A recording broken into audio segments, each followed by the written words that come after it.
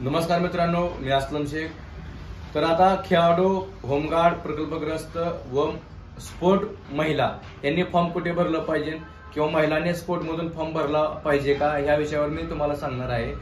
तर मित्रांनो, आता एवढ्या 18,000 जागा निघालेल्या आहेत, परंतु खेळाडू कोट्यात मुंबई, ठाणे, नाशिक, रत्नागिरी, रायगड या जिल्हे वगळता कुठेही जागा आलेली नाहीत।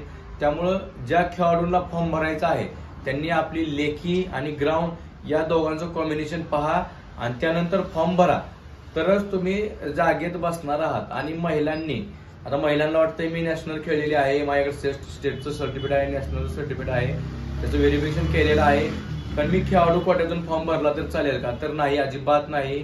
कारण महिला खेळाडू व पुरुष खेळाडू हे एकत्र गटामध्ये असतात। महिलाला पुरुषांनी एवढे मार्क पाडावे लागतात, ते समांतर आरक्षण आहे। त्यामुळे महिलांनी स्पोर्ट कोट्यातून अजिबात फॉर्म भरू नका। तुमच्या महिला कॅटेगरीतून फॉर्म भरला तर तुम्हाला फायदा होऊन जाईल।